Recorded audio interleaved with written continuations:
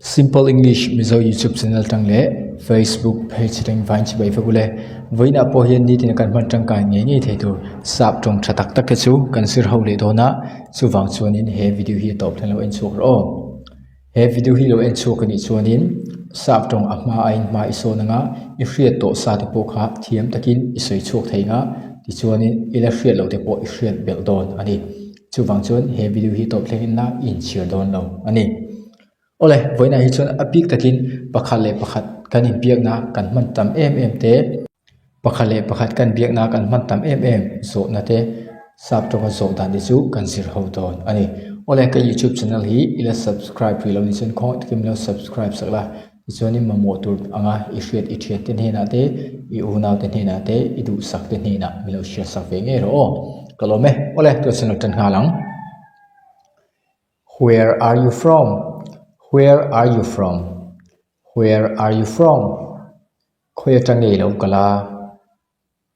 I am from Aizawl. I am from Aizawl. Aizawl atang. Is your first time? Is your first time?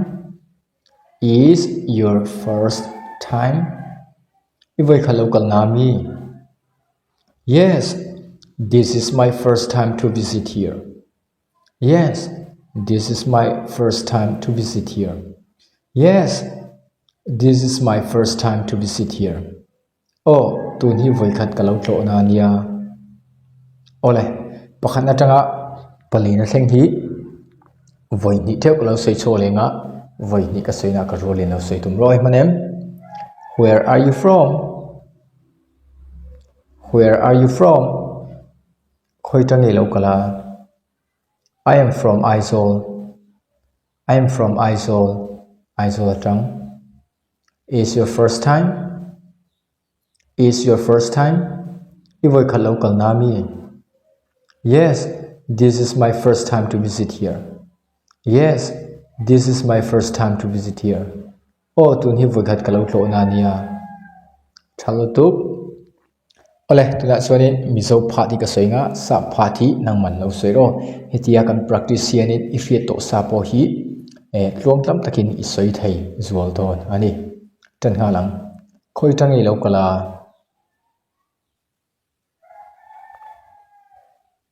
okay Aizawl tang thalutu Ivai khalo kal nami Van soi thave oh tun hi voi khat kalau tlo na nia okay sei thal tu tuna video mai kan mong hianin pakhat na tang pali na hi voi thum theu kalau soi chunga ti chuanin karolin lo soi ve tum ro manem Where do you live? Where do you live? Khoya ngei oma Where do you stay? Where do you stay? Where do you stay? Khoya nge I oma emo ithena I live in Aizawl. I live in Aizawl. Aizawl akom. I stay at Moi's house. I stay at Moi's house. I stay at Moi's house.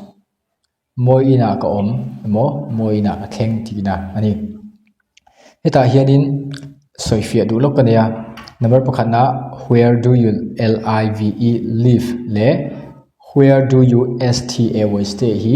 a om zia chu mizo chuanin om ti de point kan soi thei ve veng chu ma se ain ang lo na chu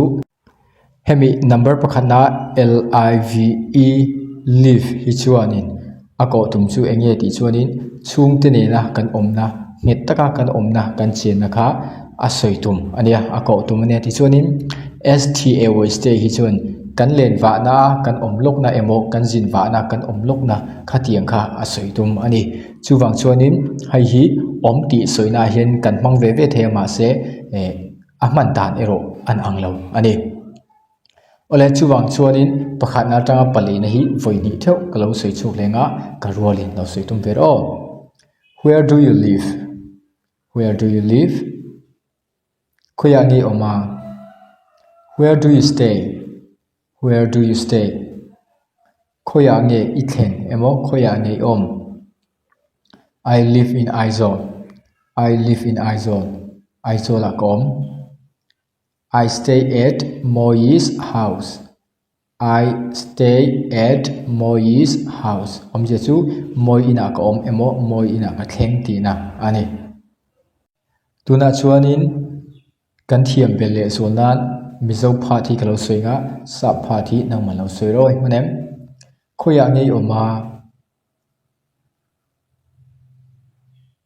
thalotu khoya ngei I om khoya ngei I thlen wan thave Aizawl ka om thalotu moi na ka om moi na ka thleng van sei thave ole anto to tinga zo to long chenga ka tu du kan zo chinang cho Aizawl ka om long tlaya ka thleng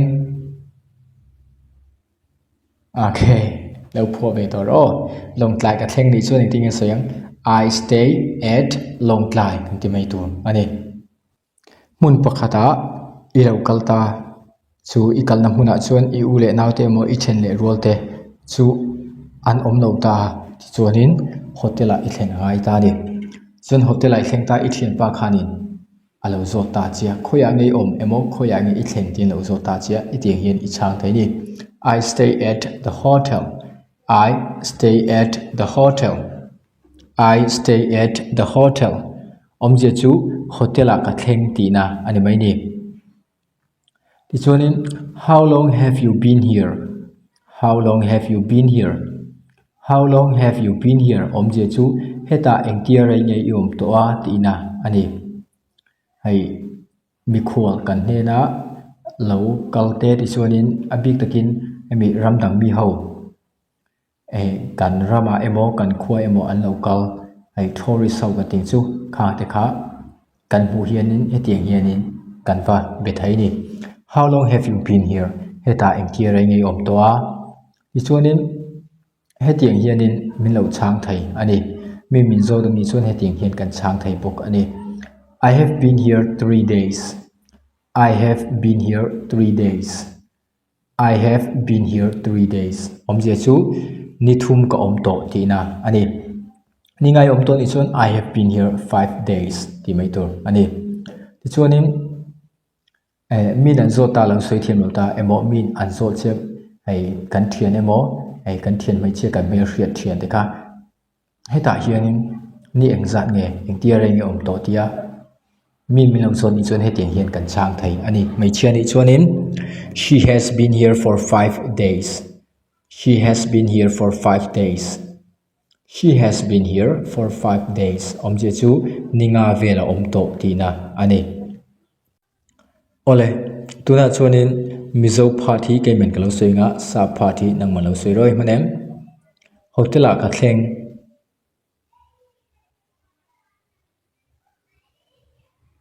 van soi thave heta engtia rai nge I om to a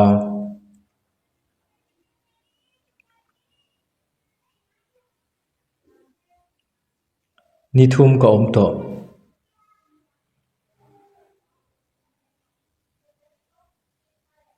ninga vel ka om to sorry ninga vel a om to okay soi thal tu ka du du kan so chinang cho heta engtia rai nge I om to a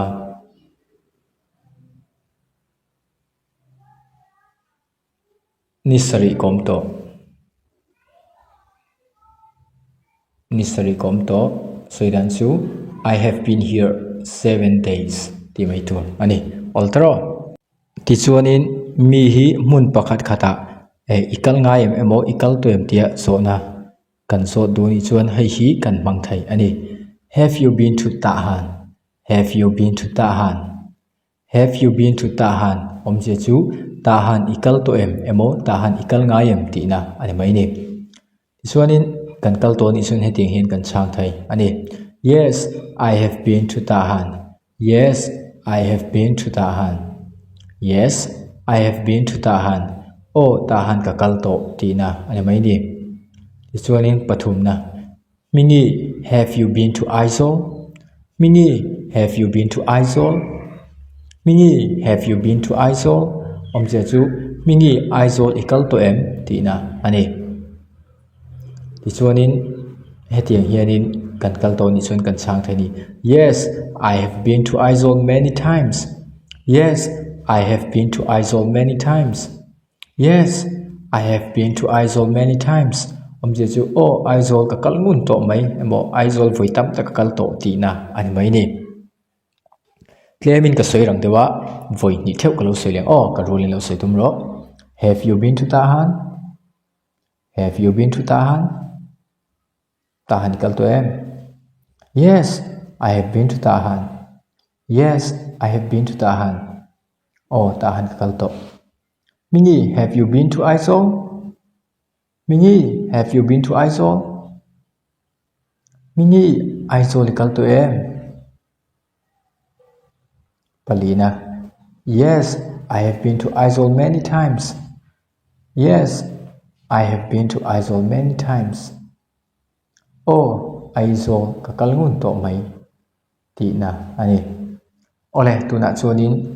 mizo party ka lo soinga sa party nang man lo soi par oi manem let's go Tahan kal to em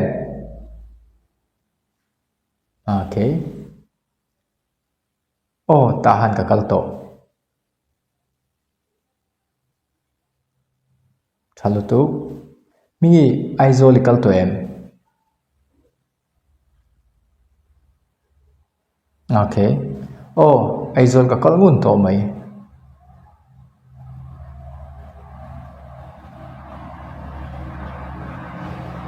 okay chalu tu tuna chuanin ka tu kan so le chinang choi manem moi Tahan kal to em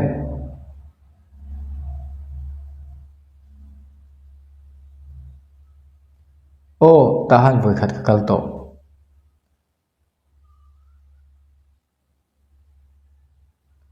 etiang hianin Tahan voi khat ka kal to ti chu soini isoi kha dinge diklo lo en chin o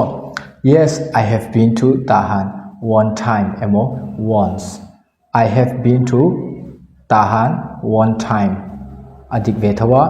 I have been to Tahan once ti po hi adik thau ani thiam hle mai ole tuna chuanin ai mi mal deuh hi mun pakhata chinan Aizawl ikal to em Rangoon ikal to em tia zo na kan man dan tu kan sir ho don ani ole te hian number pakhat na tang palina hi voithum theu ka lo soinga voithum ka soina ka rolin lo soi ve tum roi manem let's go Khriati has your mother been to Yangon Khriati has your mother been to Yangon Khriati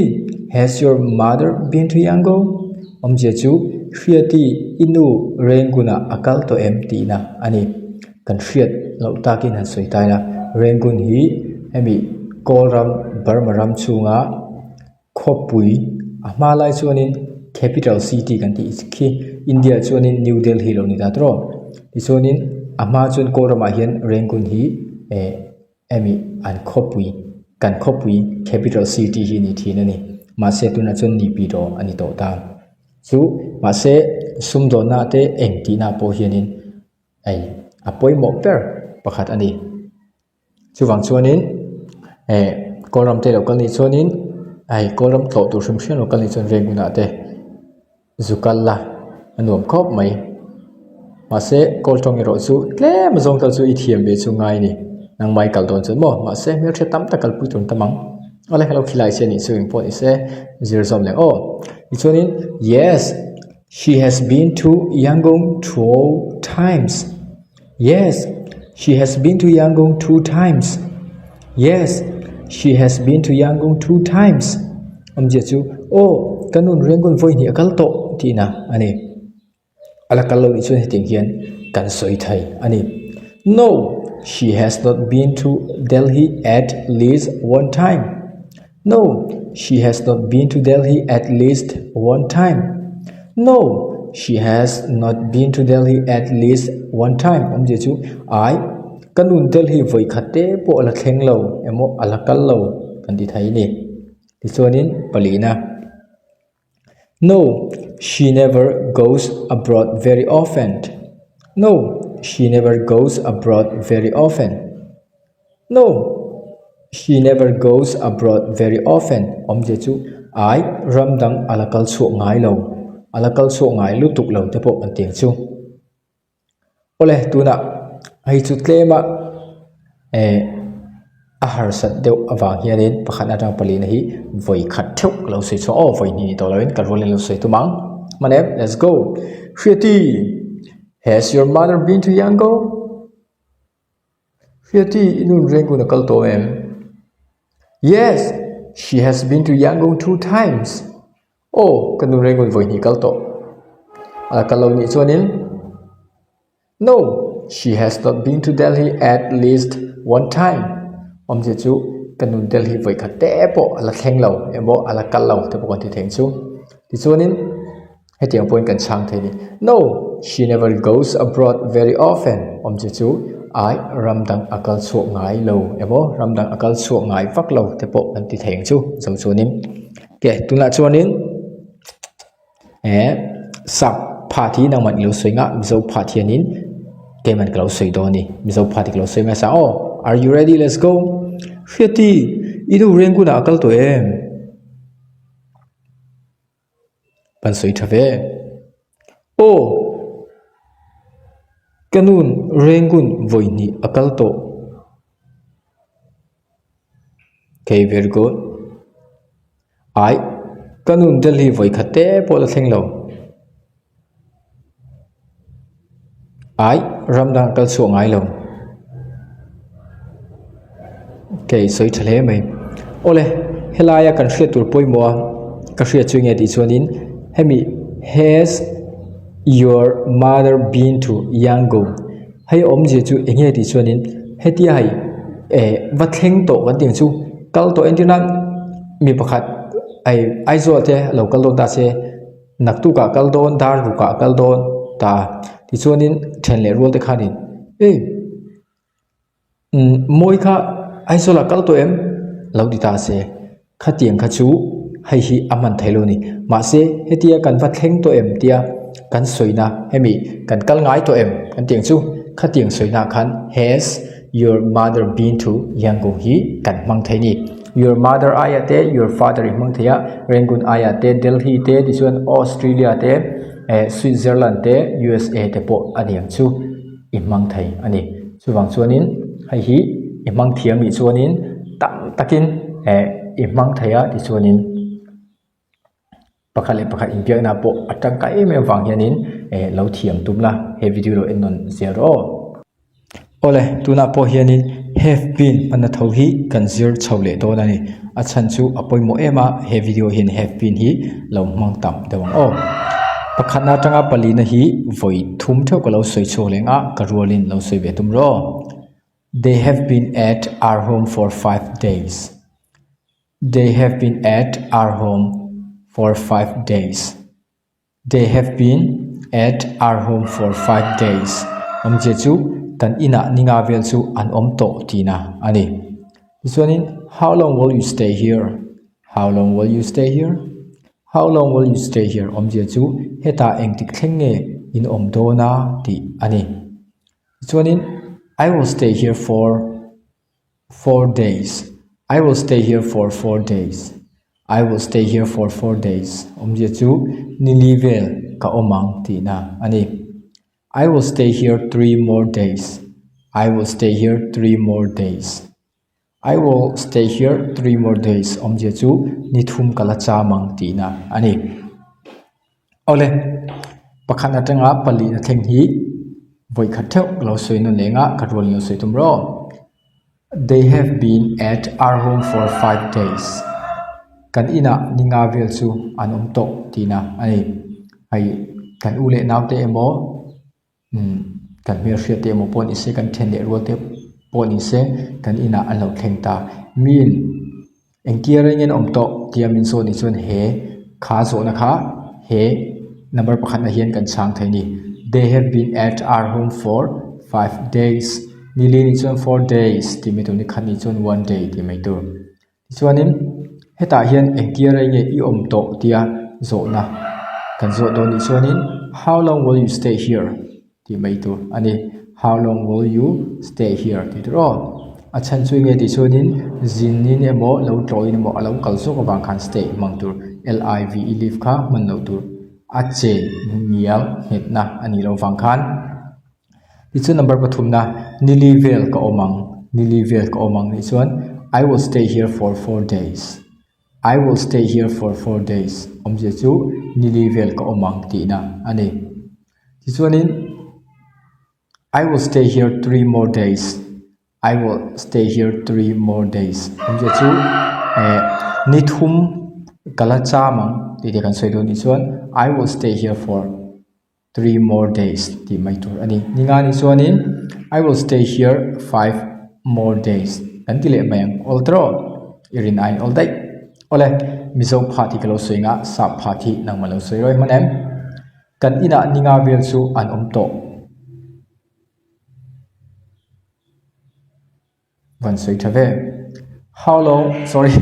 heta engtik thlenge in do na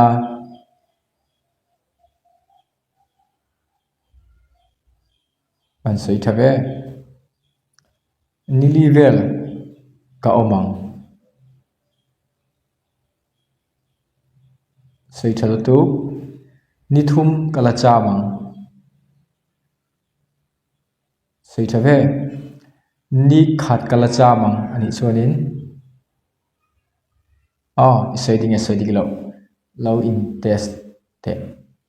I will stay here 1 more day tiro day a s tol tur chan chu pakhat chau ani ton fa ani ole ti chuanin hetiang hianin pakhana tanga palin thleng hi voi thum theu kalo soileng karolin voi ni ka soina lo soiver Pui will stay at our home for 2 more days Pui will stay at our home for 2 more days Pui will stay at our home for 2 more days omje chu kan ina pui ni ni ala cham chun somang ti na ani chuanin where have you been where have you been where have you been omje chu khoya nge I om to a ti na ani where have you been omje chu hai hi khoya nge where are you ne na po hianin achan an ang ti ani ti chuanin I have been in Tahan I have been in Tahan omje chu Tahana ka om to ti na ni entianan hemi aizol tang ro long tlai tang champhai kaldon tai la ti chuanin daruka kan kalang ti ta athian pa kha tho tlaya dar ko athota thian pa chu daruka khanin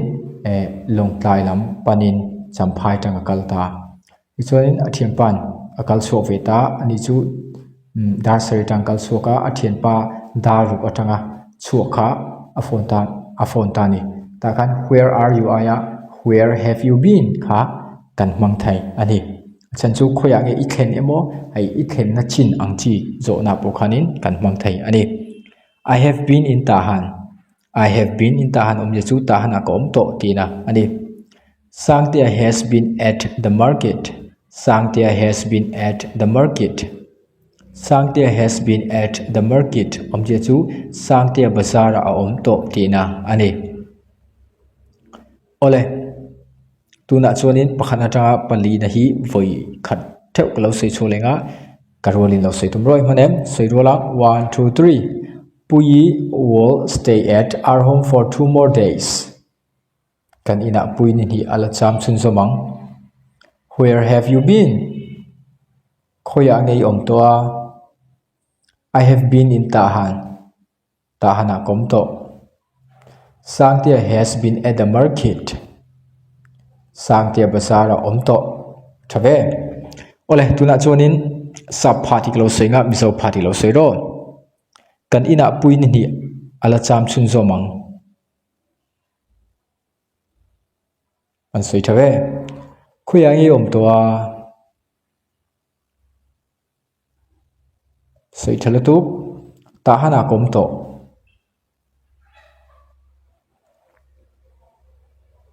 soi thalutu